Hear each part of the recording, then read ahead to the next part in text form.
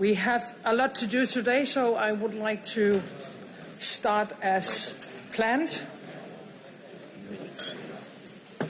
And first of all, I would like to give all of you a very warm welcome to Copenhagen. For the last few months, there has been much talking about peace in Ukraine, with meetings and pre-meetings and briefings about the meetings. And meanwhile, Russia continues its brutal attacks. It must be clear to everyone now, Russia will not stop until they are forced to do so. And they are a threat, not only to Ukraine, but to all of us. Today, we have one major task ahead of us. We have to make our common Europe so strong that the war against us becomes unthinkable. And we have to do it now. Excellencies, ladies and gentlemen, dear friends and colleagues, it's a great pleasure to welcome you here in Copenhagen. As you all know, this very forum was founded as a response by you, Emmanuel, to Russia's full-scale invasion in 2022, created to unite all of us. The purpose has not become less urgent or less relevant today. We have important discussions ahead of us, and none more urgent than the issue of European security. Dear Volodymyr, for almost 4 years, you and your countrymen has been defending Ukraine against a merciless full-scale Russian aggression. You are fighting with outstanding determination. And right now you are fighting for European security, holding back Putin, defending all Europeans. You have done what no one thought possible, and you support our steadfast support.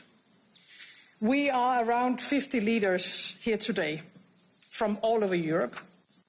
We represent very different countries. We have our own interests, our own headaches, and our own wishes for the future. I know that for some of you, the threat from Russia is very clear and very present. For others, it still seems further away. But none of us can no longer be naive. The war was never just about Ukraine. It is about Europe, all our nations, all our citizens, our values, and our freedom. And please just take one look at the history of our continent. From the expansion of the Russian Empire to Soviet tanks rolling across several borders during the Cold War, shattering hopes of freedom. And recent history tells us the exact same story. So why shouldn't it happen again? Russia is now converting into a war economy, using every opportunity to intimidate, to threaten, and to divide us. Unfortunately enabled by China, with soldiers from North Korea and drones from Iran. And I see no signs that Putin and Russia's imperial fever dream stops with Ukraine. On the positive side, many European nations are ready to do what is necessary to support peace in Ukraine and in Europe. But peace with Russia can only be achieved through strength. We have to strengthen Ukraine and weaken Russia with more sanctions. We have to be able to finance the armed forces in Ukraine. All of us have to deliver more weapons, more ammunition, and we have to do it faster. Nowhere it will make a greater impact for European security than at the front lines in Ukraine. It's not charity, what we're doing in Ukraine. It is a direct defense of our continent. And at the same time, we have to rearm ourselves, Europe. I know that almost everybody have increased their military budgets massively over the last years. And we have taken very important steps in the European Union, in Europe in general, and in NATO. So, in other words, we are on our way, but we have to move much faster.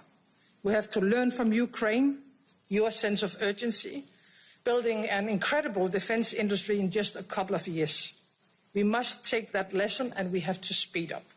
But building a stronger military is not enough. We need more than that. Because Russia has intensified its use of hybrid means in Europe. And we face an enemy that uses all kinds of tools. One day it is military drones. Another day it's migrants being pushed across the borders. They are targeting critical infrastructure. We see the fight with misinformation, all with the purpose to create uncertainty and lack of trust, and attempts to interfere in democratic elections. Security is, of course, not only a question about military means. It is a matter of our hearts and minds. And in a time where democracy is under pressure around the world, we need to show that we deliver for our societies, that we as political leaders are able to help our people to tackle their challenges in everyday life.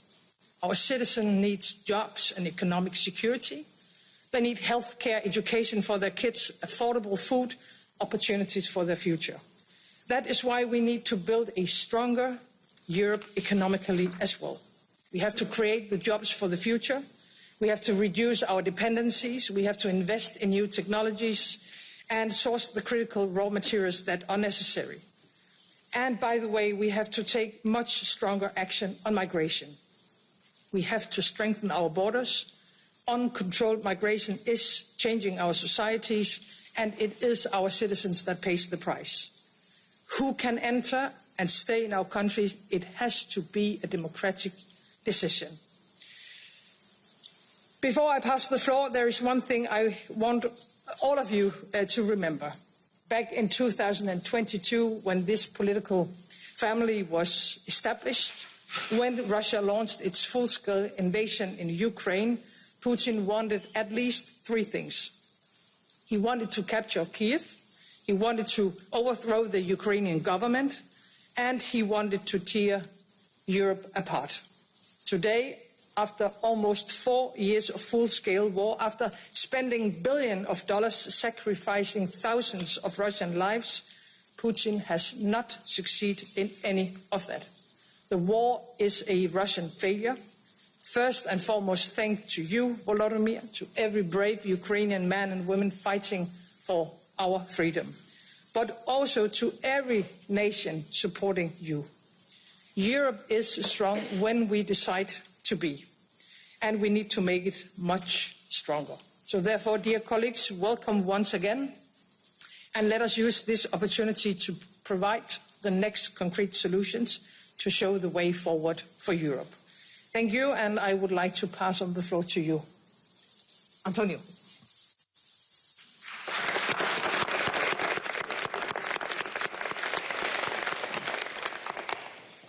Eh bien, bonjour. Tout d'abord, je veux remercier Maître Fredriksen pour nous accueillir ici, à Copenhague, pour cette 6e réunion de notre communauté politique européenne. Et tout d'abord, je veux féliciter Maia Sandu, la présidente de Moldavie, par l'écrasante victoire que les forces démocratiques et pro-européennes ont obtenue dimanche dernier en Moldavie.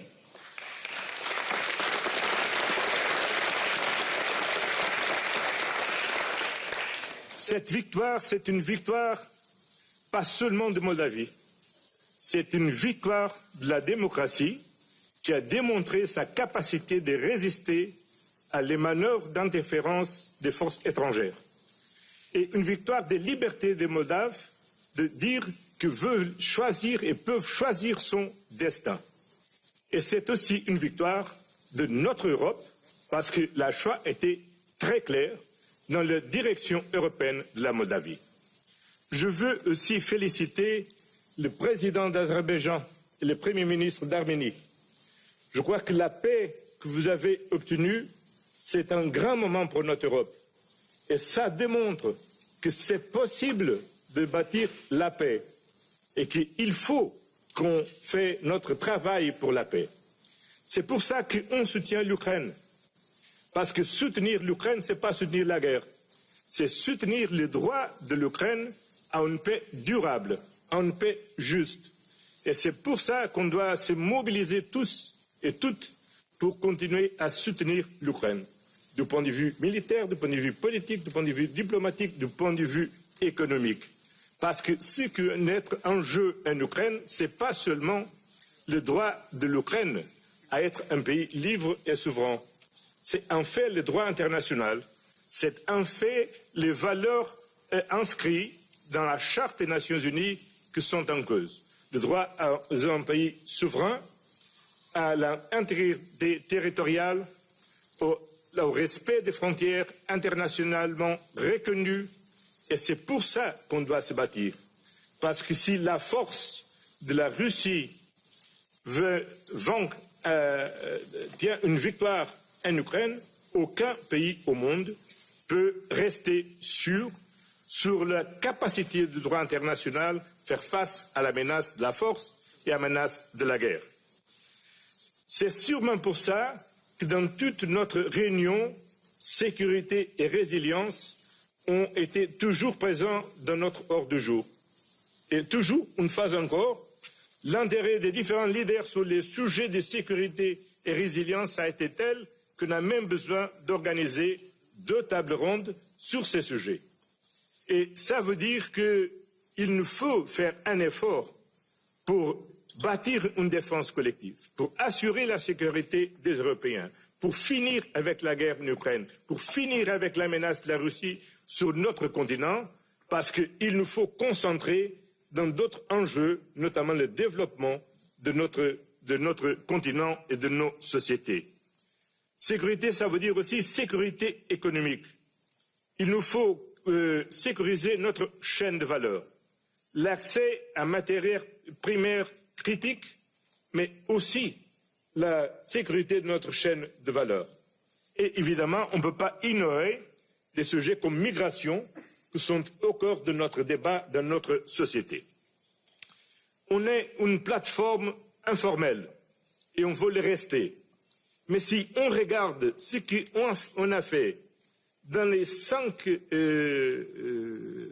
dernières réunions, on peut identifier que dans ces cadres de la communauté politique européenne, on a plusieurs projets.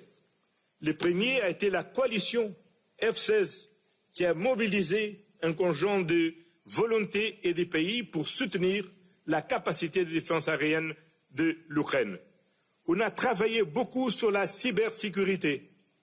On a travaillé beaucoup aussi pour supporter Moldova, et je crois que ça c'est quelque chose qui nous honore à tous. Et aujourd'hui, la France prend une nouvelle initiative de bâtir une coalition contre la drogue. Ça c'est une question centrale qu'on doit prendre en grande attention. Parce que c'est une demande qui est soutenue par un grand problème de santé publique, mais qui en fait engage tout un réseau de criminalité qui défie la sécurité de notre continent, de nos sociétés, et qui fait accroître la violence dans notre société. Donc, je crois que cette formule de la communauté politique européenne, qui ne veut pas remplacer ni notre alliance militaire, ni l'Union européenne, ni remplacer le Conseil d'Europe, ni de remplacer d'autres institutions où on est ensemble, c'est une communauté qui est la démonstration qu'on a une volonté politique d'ensemble. Et ça, c'est très, très, très important, et plus important que jamais dans le monde d'aujourd'hui, où plusieurs acteurs internationaux essayent de bouleverser l'ordre international. Quelques-uns par la force de la guerre, d'autres mettre en cause les règles du commerce international, d'autres mettant en cause des engagements collectifs qu'on a besoin pour faire face au changement climatique. Mais nous, ici, tous ensemble, on peut dire que ceux qui sont dans l'Union européenne, ceux qui ne sont pas dans l'Union européenne, ceux qui veulent rentrer dans l'Union européenne, ceux qui ont voulu sortir de l'Union européenne, ceux qui ne veulent pas ni rentrer, ni rester, ni être en l'Union européenne. Tous ensemble, on est Europe et ensemble, on veut travailler ensemble pour la paix, le développement et la prospérité de notre société et de nos citoyens. Donc, merci beaucoup. Thank you very much, dear Mette. I think everybody is very, very glad that how you hosting us here in Copenhagen. Thank you very much.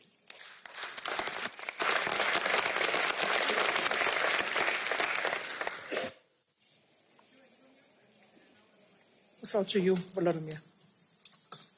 Thank you so much. Thank you so much, dear Matt. Dear friends, we are all now in a new reality, and everyone, I think, understands this, even those who may not want to admit it yet. The recent drone incidents across Europe are a clear sign that Russia still feels bold enough to escalate this war.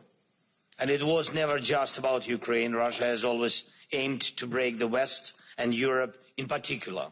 Today, their strategy is simple: to divide Europe, to ignite arguments, to prevent us from finding common ground. And I believe we must do the exact opposite of what Russia expects.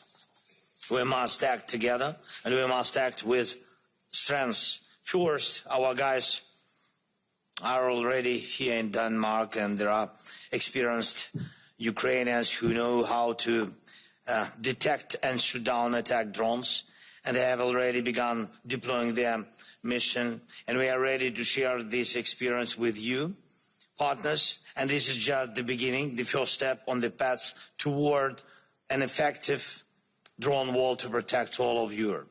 Please, let's work together on coordinated solutions that will make this happen. Second, when we talk about the drone wall, we are talking about all of Europe, not just on one country. If the Russians dare to launch drones against Poland or violate the airspace of northern European countries, it means this can happen anywhere. In Western Europe, in the south, we need fast and effective response and defense forces that know how to deal with drones. And please keep joining the Pearl program. It really helps our defense. Some countries are already part of it, thank you, and it's very important that others join too. This program supports not only us, but also strengthens ties between Europe and the United States of America. Third, we must remember that the root of all these problems is Russia's war. Russia still has the resources to keep fighting, and that's not right. But we know the right steps. A 19th package of sanctions against Russia for the war is urgently needed. We also need to seriously think how to truly down Russia's entire oil trade infrastructure, because that's what fuels their war machine. Right now, we are seeing that even tankers already under sanctions are still being used by Russia. That has to stop. And let's also place more sanctions against captains and crews of shadow fleet vessels, as well as against the owners of the relevant companies. And we need to think about placing sanctions on Russian oil terminals and the rest of their mainland infrastructure. We should also support President Trump's call to stop buying Russian oil here in Europe, as short-sighted to go against the USA.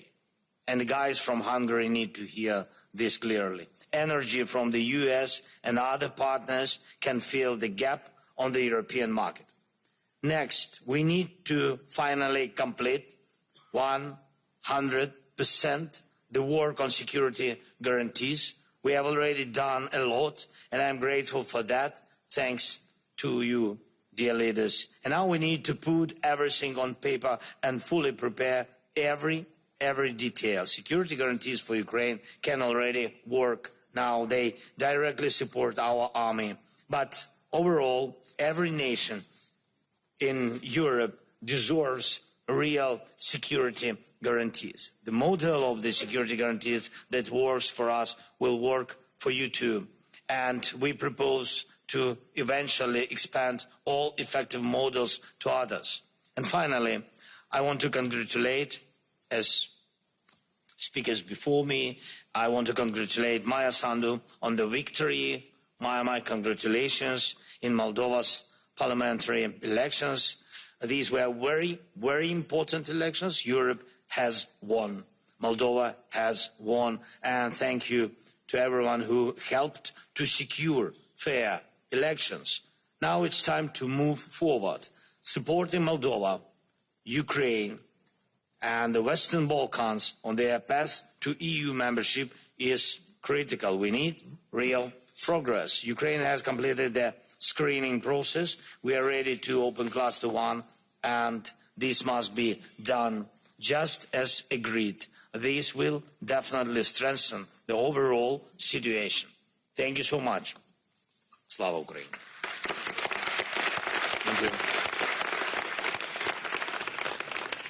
Thank you so much, Volodymyr. And now we are trying something new in this format. So therefore, I will ask Prime Minister Keir Starmer and President Emmanuel Macron and President Maia Sandu and Prime Minister Donald Tusk to go to the podium, where Keir will lead us through a discussion between our four colleagues.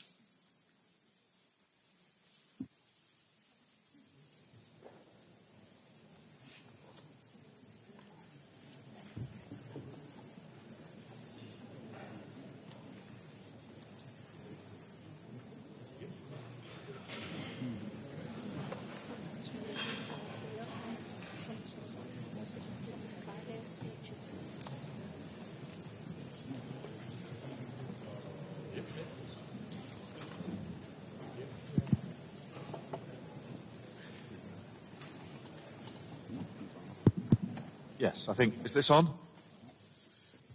Right, let us make a start, and it's really good to be here, colleagues. Volodymyr, it's fantastic that you are here, and as Meta said, this has been nearly 4 long years for brave Ukrainians fighting, and I, for one, have been particularly struck with the severity of the attacks on civilians, particularly in recent weeks.